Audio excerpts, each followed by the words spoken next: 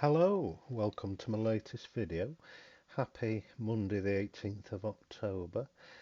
I've got some nice burnt sienna on this one as a underpainting, so I'll just do a quick horizon. It's about 20 by 16 inches by the looks of it. You know, part of painting every day for the past 16 months, something like that, 15 months. You get used to looking at a canvas and knowing what size it is straight away. You can estimate.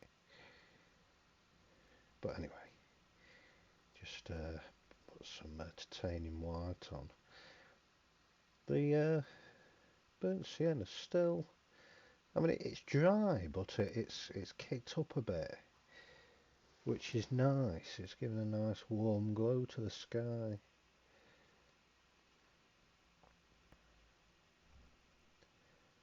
Yeah, I do like burnt sienna. This is my last load I've used on this. I'll have to get some more at some point.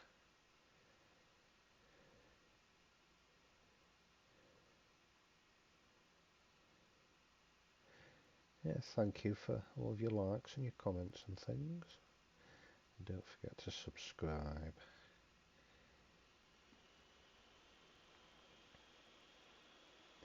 That put a bit of angle up here, I think. With some Payne's grey.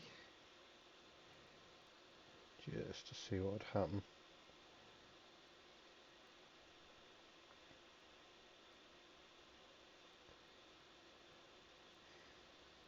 Looks messy, but that's part of the fun. Yeah, it's blowing an absolute gale outside tonight. It's lovely, just how I like it. I love stormy weather. I love it when it's cold. I'm not a big fan of hot weather. So the weather at the moment will do me nicely. It's one of the things that I miss about living in the Peak District. It's so cold up there. Now where I live it's about 6 inches above sea level. I do miss the cold and the ice and the frost and the snow. It's not everyone's cup of tea, but I love it. Used to have some right snowstorms when we were growing up, because we lived in a village that's pretty much on top of a hill, and we used to get some serious snowdrifts, and more than one occasion my dad had to tunnel out of the house to get out because the snow would just drift up to the gutters and blacking the whole of the inside of the house out. It used to be really good fun. Great for sledging.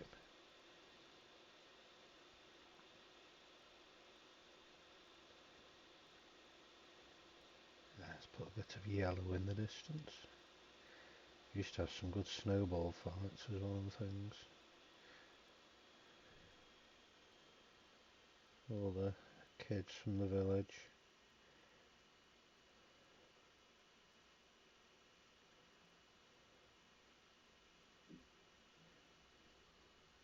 Yeah, we used to trudge off down to the bus stop, walk to the bus stop in the snow, all rugged up in wellies and stuff. And you know, a lot of the time the bus didn't even show up because of the snow, which was great. We loved it.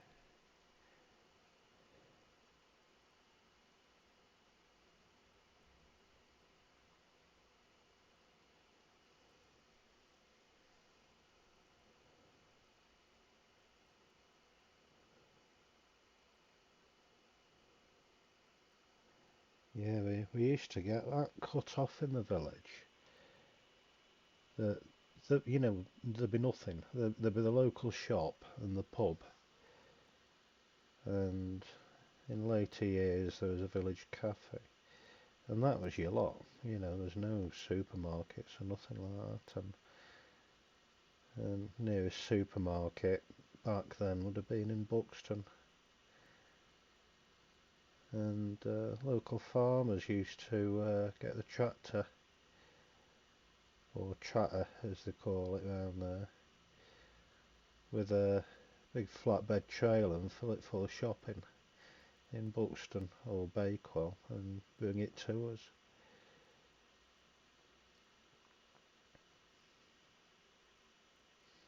Yeah, one year we were snowed in the pub, and the pub was always short distance from our house, and even so we're still bloody snowed in, which my dad was pleased about.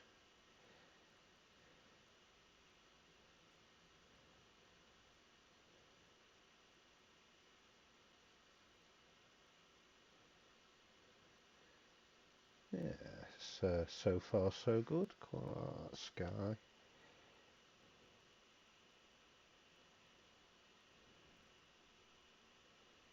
Yeah, we used to get some right snowstorms, and we'd be really snowed in for a month, possibly longer.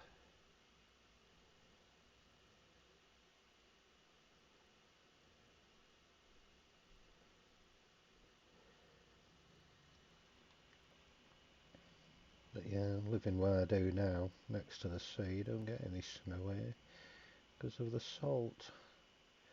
Yeah, a tiny bit, but nothing to write home about. Do miss the snow.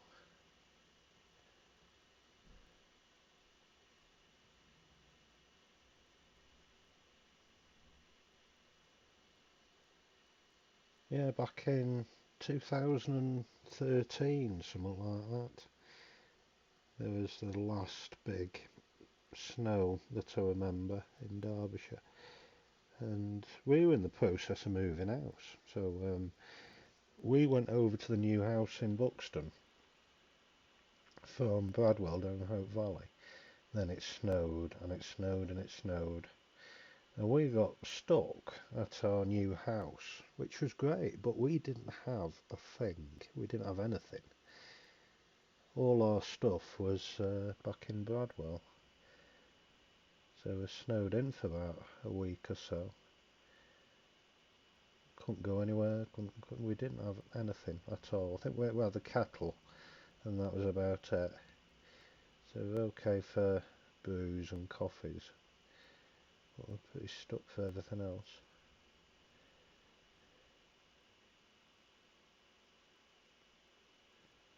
But yeah, I do like the snow. I know people don't like it, but I've always liked it. It's very pretty. It's lovely to walk out in, particularly at night. Yeah, many a time with mountain rescue would be out, and you wouldn't need torches in the snow, and you've got moonlight. It's like daylight. You don't need a torch. You can see what you're doing.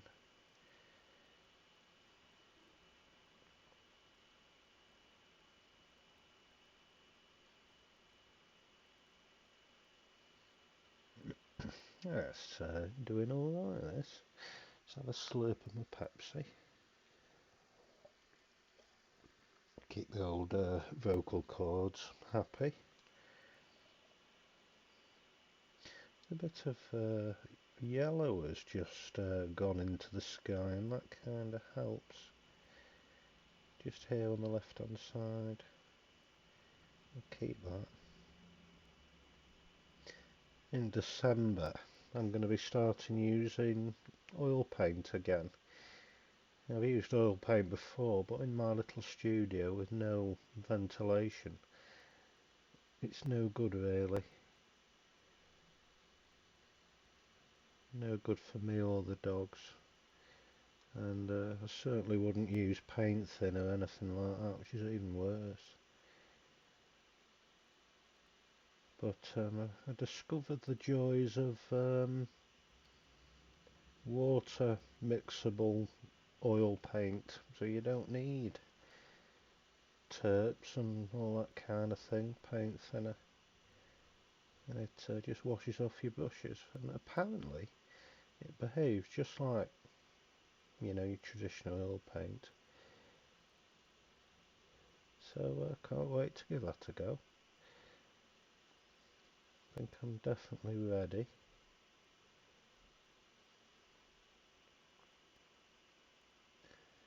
Yeah, it's quite pleasing so far.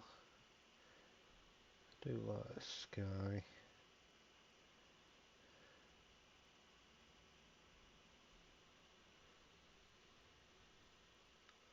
Oh, excuse me, I've been at work, I'm knackered. Only work part-time, but still tired. Yeah, work part-time, spend the rest of my time painting, it's lovely. I'd recommend it to anyone. You can really immerse yourself in your art that way.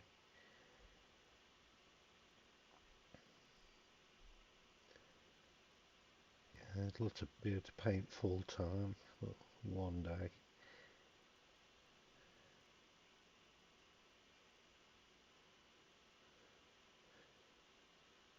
Yeah, even if you do work all the time, even if you have got a proper job, you can still find time to paint. The style I do it, alla prima, it only takes me 20 minutes, half an hour to do a painting, an hour at a push. Work very quick. It's great therapy, particularly after work, working the day job.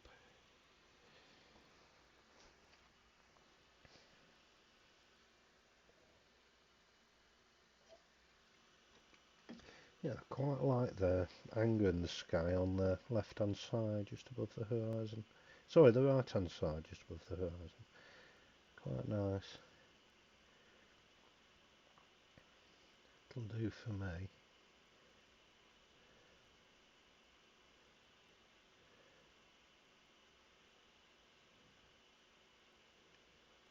So yeah, oh, excuse me, I'm at it again. Dear me. So the next hurdle I'll have to overcome is storing the paintings. For when I'm drying oil paint, it dries very slowly. So I'll have to find somewhere good to store them that's dust free. I've had an idea. We've got sort of like gardening shelves from bloody B&Q, and they're basically what you put your plants on in the garden, and they've got a cover, a see-through cover over the top to protect your plants from frost. I was thinking of using one of them and store my paints in the shelves, which are all adjustable, and put the cover over the top and zip it up. I think that's one solution.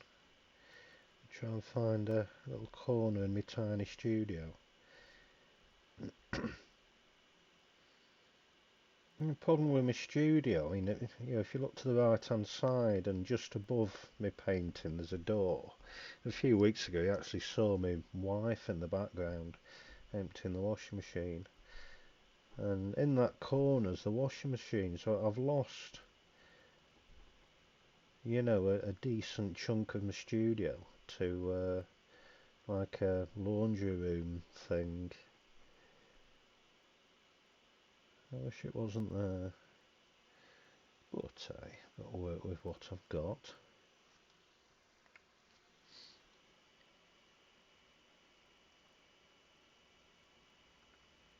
Yeah, we used to have some good fun in the snow at school when I was in, primary and secondary school. The secondary school was, we had about 1,200 kids. It was a big one. It's Lady Manors just outside Bakewell. And there was one time, well, we did it a few times, and 1,200 kids would have a dinner tray, wooden affair. You'd have your dinner on it, and we all nicked the dinner trays and were sledging. Because on the playground there was a hill which we used to sledge down. And we sometimes went over the fields out the back, and the hills are massive out there up towards Overhaddon. We used to bugger off up there during playtime.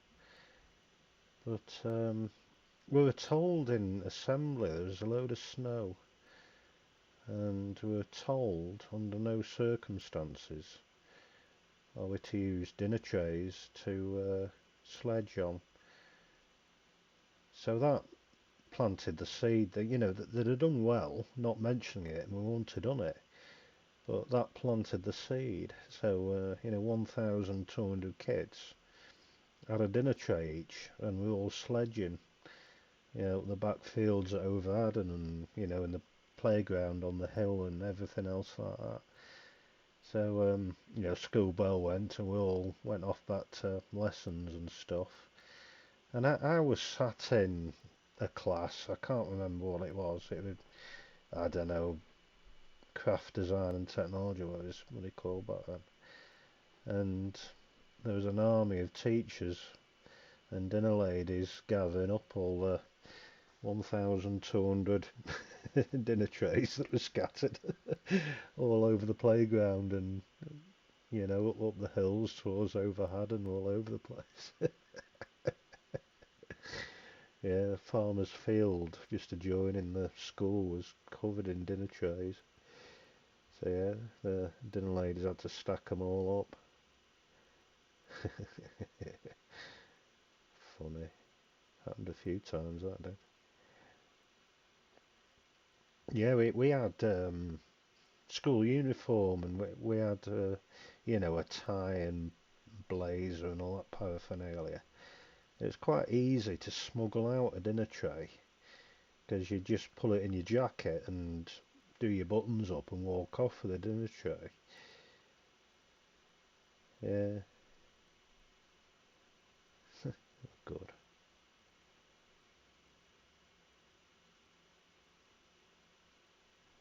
Yeah, it's coming on nicely.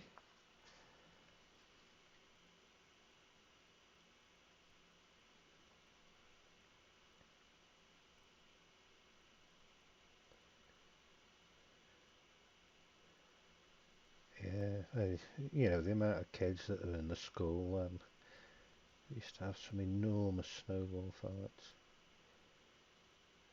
and one or two windows broke.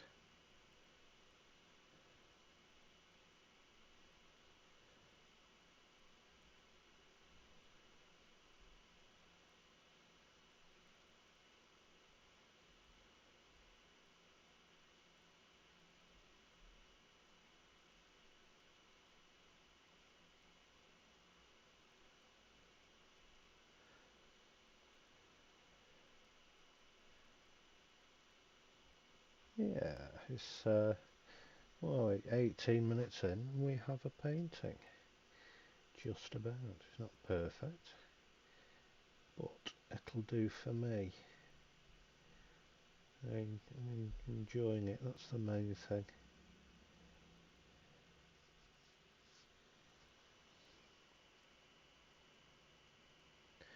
Yeah, no straight lines and clouds.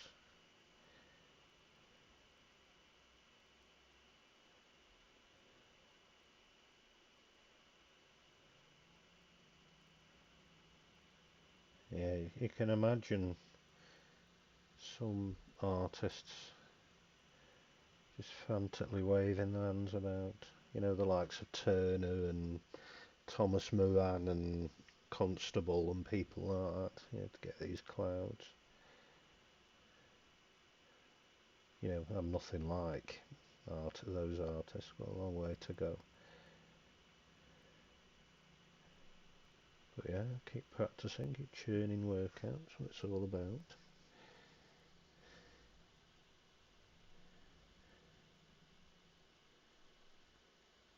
Yeah, I've seen Turner's and Constable's work, just absolutely mind-blowing.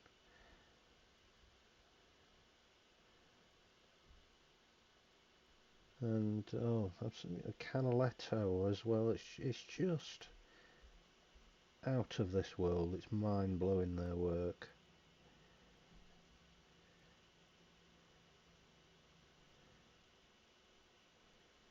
and Hans Holbein as well. Yeah, he painted for the Tudor court, for Henry VIII and all the court followers, the great and the good of the time in Tudor Britain and into Europe. And those paintings, like they're painted yesterday, it's amazing. I've seen plenty of his work in books and things, but until you see it in the flesh. I went to where did I go? In London, the National Art Gallery in London, and went there. And there was advertising, as you go in, it said, see the ambassadors. And I knew straight away what the ambassadors were. It's what Holbein painted. In, I think it's about 1540s, I'd say, or 1550 something. So I might look that up actually, so I don't give you enough information. But anyway, it was, come and see the ambassadors. I thought, oh, this will be good. So yeah, I went in, and what you don't appreciate is the size of these. It's just absolutely huge. You're talking. It says, oh yeah, 1533. It says it. So yeah, I was not. Yeah, it's about a decade off, but there we go. And it says here it's 81 inches by 82.5. Now, and if you think, my size limit in this little studio is about 24 inches across. It's just mind-blowing, the size. And as I say, the colours, like they were painted yesterday, and far more brighter, far more, kind of oversaturated in our modern world. We're just not used to such, even though we've got computers and digital doings, we're just not used to it. And they had like a Renaissance gallery, which was my favourite bit, and they had paintings from like the 1400s, and again the colours were just out of this world. You walk into cathedrals now, and you just get the stone. You don't get the feeling of what it used to look like. And if you walk in the National Portrait Gallery, you do get the feeling what cathedrals and churches would have looked like. Such bright colours. Because all the cathedrals and churches back then would have been whitewashed inside and highly decorated. Incredible bright colours. And a lot has been preserved, and it's in the National Portrait Gallery, in the form of wooden panels. But yeah, your hair stands on end. Even if you're not an artist, you see that work, and literally the fingerprints of the great Renaissance artists are in the work so long ago. It really does make your hair stand on end.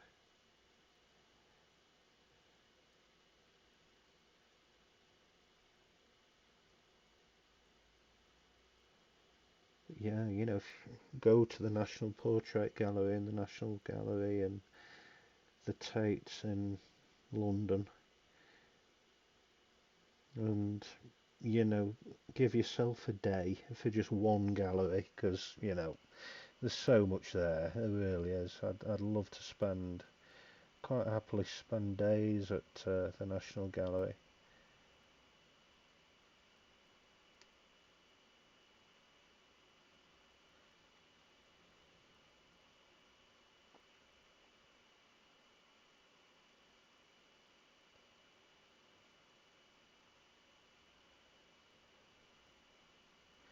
Yeah, and seeing Van Gogh's work as well. Seeing his wheat field That was incredible feeling going there, quite profound. Because when I was studying fine art, I did a lot of reading and writing about Van Gogh, or Van Gogh if you want to call him that. And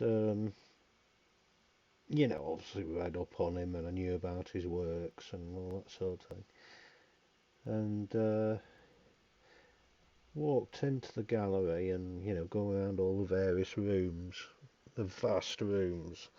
And there was a Van Gogh there, his wheat field. And again, hair stood on end. It was amazing. And it's, there was a lot of people there who just, looked at it, oh, Van Gogh, and walked on, but I was just stood there transfixed. It was like it was just me and him, everything went so quiet, it was like I was on my own. And, I knew immediately that the Wheatfield painting that he did was one of the very last paintings he created before he shot himself in the Wheatfield. Possibly the very Wheatfield that I was stood looking at in the National Gallery. Yeah, proper hair and end time.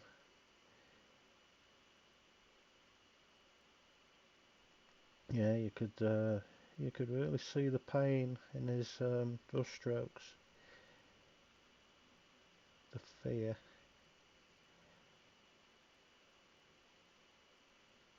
and the frantic mania of painting. He painted constantly, and he painted very quick as well, almost manic, desperate to paint. I itch to paint, I long to paint, and yeah, paint every day, all the time. When I'm not painting, I think about it. I am obsessed with painting, which I think helps, definitely. Yeah, I think this is looking just about dandy. We're almost there, just a few finishing touches, a few little details.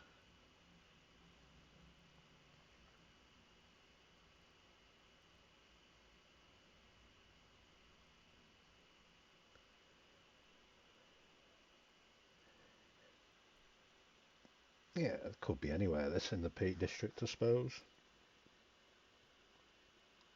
Quite subconscious with my headphones on, listening to music.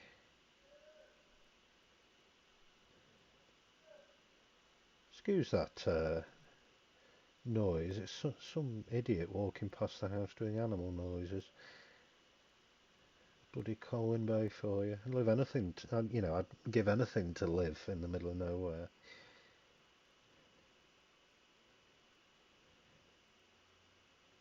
But anyway, it is what it is.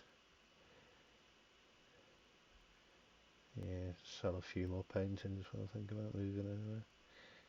Get my own studio in the hills.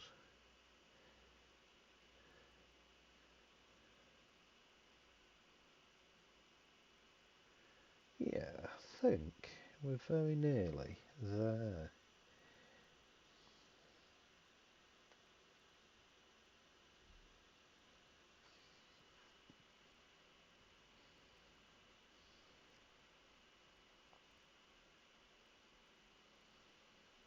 Yeah, I think that looks just about dandy. I think it's definitely jobs are good un. So thank you so much for watching, it really does mean a lot. Don't forget to subscribe. I'm also on Facebook, WordPress, Twitter, Instagram and jonkid.co.uk. So thank you so much for watching, and I'll see you next time. Bye bye.